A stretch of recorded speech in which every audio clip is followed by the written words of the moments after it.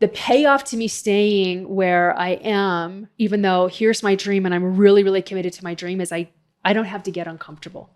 And I got really fed up with that really, really quickly. I got fed up with those thoughts that were keeping me staying the same. I got fed up. I hit a period, or I hit a point of intolerance with that, like the zero tolerance. I hit that really, really quickly. And I'm like, what do I do to get out of that?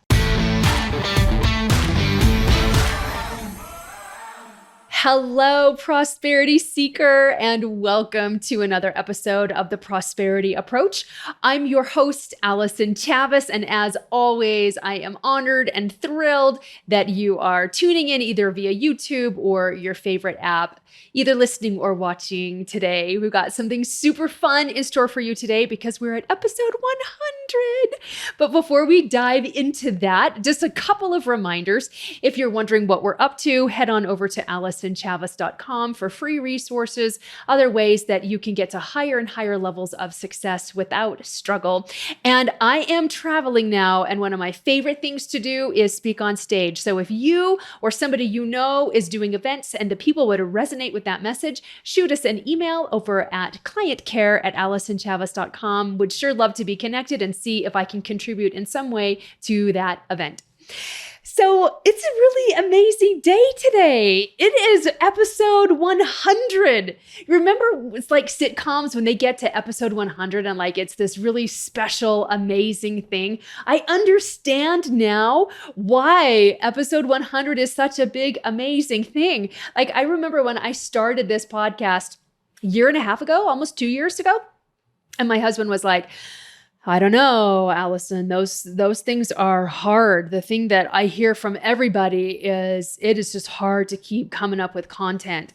And I looked at him and I was like, I've been teaching this for like 8 years, right? I'm pretty sure I have enough content. He's like, hey, I'm just saying. But even he was impressed that we got to episode 100. And you know what? We're over 50,000 downloads. So wow, thank you so much. There was a time in my life where I was like, I don't even have anything important to say. I don't even know what I would say. And now I have a lot to say. And apparently it resonates with some of you. And I'm so, so grateful that it does. And hope that it contributes to some greater ease and joy and flow in your life. So I got to thinking, I've been thinking about this lately as I've been, watching. Well, I try to stay far, far away from the news, but some of it gets filtered in about, the supposed, slippery slope that we're on. And I'm not saying that none of that is real, but I had to go on a complete fast from most all of social media. I don't follow people's stories. I'm not following the news really at all because I would just get so, so upset. But I work with clients every single day. And so I hear their upset and I hear what they're struggling with. And also just, in my Facebook groups and things like that, things that people are bumping up against. And people, myself included, are really, really dialed into their stories. Whether that's a story of suffering or a story of success without struggle, whatever kind of story that is. Most people get really hypnotized by their stories of nothing's going to change and those scarcity stories. And it's understandable why we get that way. Because first of all, we're taught it. We live in a society that glorifies victims and vilifies people that get out of victimhood and don't have tolerance for victims. Have you noticed that? And I'm not talking about like victims of crime or, crimes against children or any of that. It's that victim story of poor me. I'm helpless to change my situation. You don't understand. This is why I'm so special and why things work for you, but they don't work for me.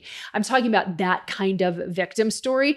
And when people rise above that and get really, really successful, most people, instead of celebrating that success, they resent the success of somebody else and tries to make, this is why I'm the exception, why nothing ever works for me, but that person must be special in a different way. Although that's really not true. Now, I can say this with compassion and with love because I bought into the victim story for a long time too. So I get that. I remember thinking to myself, no, you just don't understand. You don't understand about my situation. I have A, B, C, D, and I'll list the alphabet twice about all the reasons why I'm not enough to go after my own dreams. You don't have this, that, and the other to stop you. But then they had like this whole other set of stuff going on that I didn't have to deal with, and they still rose above that. So rather than get resentful of that, I actually allowed myself to be inspired by that. And instead of it using as evidence of reasons why I couldn't succeed the way I wanted to, I started using it as fuel to inspire and motivate me, because I'm like, heck, if they can do it, and I'll bet they're not more special than I am, I think that I can do it as well. And I've been working to prove that to myself over and over and over again. But here's the thing that I find like really fascinating, but in a sad way, is people get really, really wrapped up in their suffering. And I think to myself, why? Like, I'm far enough removed from the situation that I stopped buying my suffering story so easily. I really like the stories I tell myself about my ability to achieve now, and I've raised up my own sense of awareness. I've made that decision, and I've committed to that decision that I am absolutely enough to do whatever I want to do and to create the life that I want to create. I don't have all the skills that are required, but I am enough. And as I continue to choose into that decision, the opportunities to skill up come to me. But why? But why are people just stuck in their suffering so much? And I realized is that there is a real big payoff to staying in status quo and really to staying in suffering.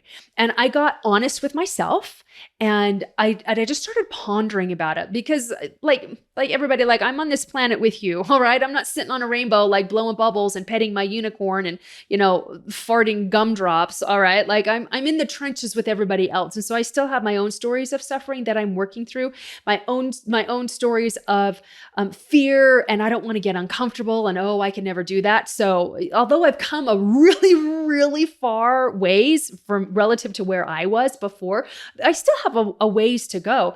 But I had this moment of clarity about the payoff that comes when we really believe that story that keeps us stuck, that story of not enoughness, or that story of this is too hard. What is the payoff of that? Because we all claim that we want to change it. So why don't we change it? And I ask this question of myself as well. If I want something to change, and I know how I need to skill up to change that, why am I not going after that skill and skilling up? And it was because I didn't want to get uncomfortable. So in all transparency, all right, this is me getting really raw and vulnerable with you. Although I'm really good at sales, for years and years and years, I've been really uncomfortable with sales, and still to some degree feel uncomfortable with sales. I know that what I offer transforms lives. I've seen too many people's lives change by working with me and what I teach them to even deny that. But there's still this piece of me that's like, don't offend somebody, don't be salesy, say it right. Oh no, I don't want to get on a phone call with you. And it's been interesting how it's been like, it's been playing in my mind. And so as I sat there feeling frustrated because I have a gap that feels really big to close to get to my goal by the end of the year, and I was like, what could I do? And one of them is like, it's a big revenue goal that I have. And one of them is you got to get back on the phone, and you got to reach out to people and keep offering different services and different opportunities to work with me. And there was this voice that was like, no, I couldn't do that. No, I couldn't do that. I have a sales team to do that. That's why I hired them. That's why I pay them, so that I don't have to do that, so that I can do things that nobody else can do, like do podcasts and create content and all of that. But like, honestly, I ended up just getting so disgusted with myself. And this is where this whole, like, we're all in suffering to a certain extent. We're all miserable to a certain extent. We want to get out of it, but we don't do anything to get out of it. And I was like, what is the payoff? What's the payoff of me not doing something different? What's the payoff of me not becoming that person that my dreams require me to be? I want to run a multi-million-dollar corporation. I want to go to multi-seven figures and eight figures even in my company. So what's the payoff to me not becoming that woman who does that? And I was like, the payoff is me not getting uncomfortable.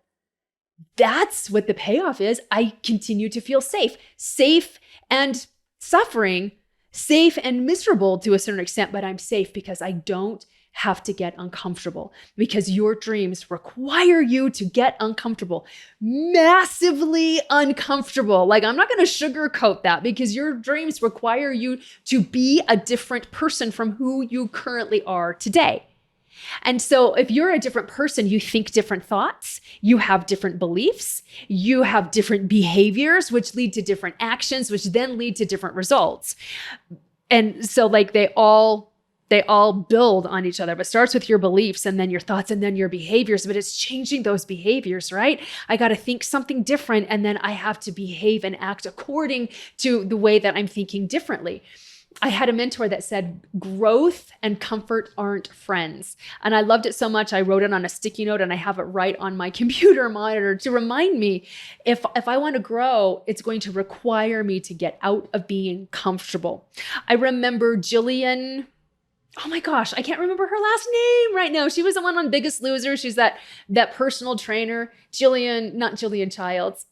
That's Julia Childs. Who is it? It doesn't matter. Anyway, but she was like, get comfortable with being uncomfortable, right?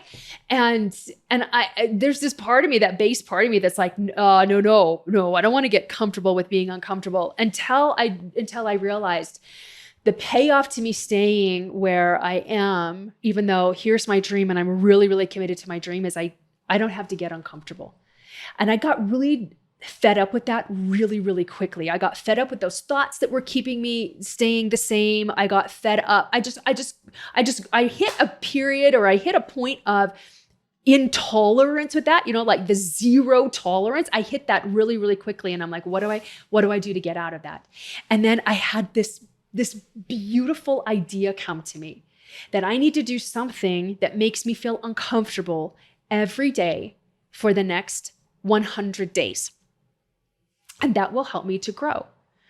And so I actually really liked this idea, because it's not anything that's like so wildly uncomfortable, like, I don't know, standing on a stage and stripping down naked. Like, for me, that's not going to lead to my growth. All right. So this discomfort has to lead to my growth and have a purpose, like have a purpose to it that helps me to grow and helps me to expand. And me standing naked on a stage in front of a crowd it will make me extremely uncomfortable, but it wouldn't actually help me to grow.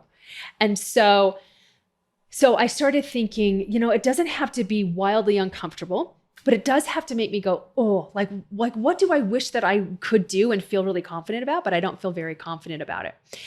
And so I actually made a list. I made a list of like 35 things that make me feel uncomfortable. So these are just a few things that are on my list. Dancing at the gym. Oh, I've wanted to dance at the gym for so long. Like when you have that 1 minute rest between sets, like I hold it in, and sometimes I just like move my shoulders a little bit, but I want to just like dance at the gym and swing my hips and flail my arms about with just reckless abandon. And I wouldn't let myself do that because I was embarrassed. I didn't feel confident. Or smiling at a stranger and like making eye contact and actually acknowledging that other person's existence in a friendly way. Roaches make me wildly uncomfortable. Cane spiders make me so uncomfortable. Never actually seen a cane spider before because I won't Google it, at least not yet. But if we're going to move to Hawaii, and my husband and I do want to live on Maui, we're going to have to contend with both of those things. And I am so scared of that it is hindering my dream. And so I gotta get comfortable even looking at a drawing. Like seriously, guys, I can't even look at a picture of a roach. So, and don't send me one to help me. I don't need your exposure therapy. Thank you so much. I'm going to figure this out on my own. I'm going to start with a drawing and then graduate. My daughter, Peyton, she's 16. She was like, hey, Mom, because she helped me make this list. And she's all, hey, Mom, I know what we can do. I have a video of a tarantula crawling up somebody's arm, and I can send you that. And I'm like, no, darling, thank you. No, please don't help. Please don't help. And then I was talking to somebody on my team, and he was like, this is what I want to see from you. I want to see you holding a live cockroach in your hand. And I'm like, again, no. No, like I don't need to be buddies with them. I don't need to have a roach as a pet. So no, I don't want them crawling over me at all. I want to be able to look at them without being traumatized and horrified by it. So I mean, thanks for all of your suggestions if you're really wanting to help me with exposure therapy, but no, thank you. Don't send anything. I've got my own process through this, and I will come to a point where I'm comfortable being uncomfortable. But doing sales calls and like putting myself out there again, because I haven't done sales calls in quite a long time. So I'm uncomfortable with that. So that goes on my list. And then I put out there, I was doing a VIP day. And if anybody was interested, let me know. And you don't have to be a client in order to do a VIP day. And what it required was for me to get on the phone. And what was so amazing to me is I was talking with different women. Some I have worked with and absolutely adore, and others I hadn't worked with yet. It was such a beautiful conversation. There was nothing to dread. There was nothing like, oh, I better follow a script. It was just like, what are you looking for? Is there a way that I can close this gap? And does it make sense for us to do a VIP day together right now or not? And for some people, it didn't, and for others it did. But it was so fun. It was so fun to connect with them. And so instead of doing like 100 days of discomfort, because who wants to subscribe to that? I decided to name it 100 days of growth. And I would do at least one thing every day, like I said, that makes me feel uncomfortable. And it has been transformative already, even within, like I'm not 100 days into this. I'm only a few weeks into this, but even within the first few days, I felt a difference in my confidence level and in like my comfort zone growing.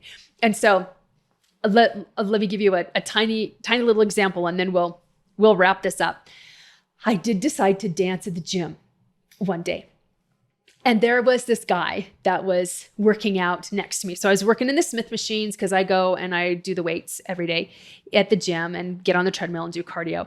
And I was doing the weights. And so I have a 1-minute break in between sets. And I just started swinging my hips and rolling my shoulders and just like really, really getting into it. And I was having so much fun.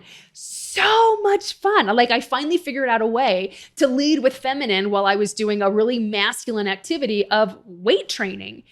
And I was playful and I was flirty and I enjoyed myself. I cannot remember the last time I had that much fun at the gym. And it was because I allowed myself to dance and I stood in front of the mirrors, those people that, flex in front of the mirror and then we all just kind of snicker and make fun of them behind their back. I didn't care. I got in front of that mirror and I just watched my body and oh my gosh, you guys, it was so fun. So the next day I go to the gym. And he's there and I said hello because that's another thing that makes me uncomfortable is acknowledging a stranger and smiling at them. So I said, good morning. And he came over to me and he said, you know what? I just have to say, I was watching you dance yesterday morning and I really admire your confidence. I was talking with my friend he was working out with another woman and he's like, I was telling her, holy cow, look at that level of confidence that she has to dance in such a public place like a gym. I could never do that. So thank you. And do you know what was so amazing to me about that? This guy was good looking. He was fit. He had a sleeve of tats on one arm. Like this guy, like to me, oozed confidence, right? And he was like, I could never dance like that. That's just that I don't have the confidence to do that. So it was inspiring to somebody else. Now maybe somebody else made fun of me, but that's totally fine. That's theirs to do with. I had such a great time.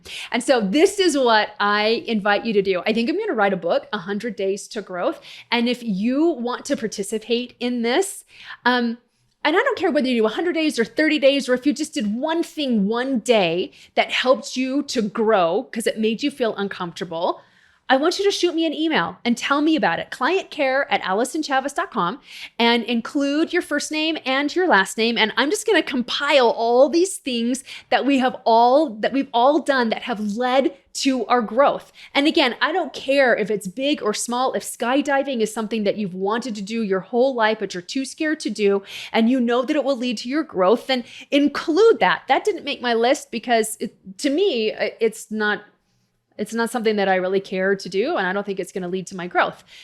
It's that thing that's keeping you from becoming the level of person that you desire to be, that makes you feel uncomfortable. So it can be a big, long list, but if you want to add to the book that I'm going to write, then include your first name and your last name, and I'll make sure that you get credit, and I'll let you know of when it's being published and that you're in it and all of that. And it will be really, really fun. And heck, if you really wanted to go crazy, you can even include your picture of yourself if you want. Wouldn't that be so much fun? Our lives will transform in 100 days if we'll do even just one thing that makes us feel uncomfortable every day. And here's the thing that has shocked me the most. I don't stop at one thing most days. Most days I'll do 2, 3, 4, 5, 6 things that make me feel uncomfortable just because it feels really good. But there are some days where I only just do the one thing because that's all I can handle for the day, and that's okay too. But don't miss a day and record it. So I have it in my notes app on my phone, and I just put in there each day what I did to make me feel uncomfortable. And then I do an Instagram live to share that as well. But come join that with me. Let's end 2022 on a really, really high note. Let's be different people by the end of this year than we were when we started this year, because that is what is going to make your dreams come true in 2023. And until next time, remember, prosperity becomes you. Bye-bye.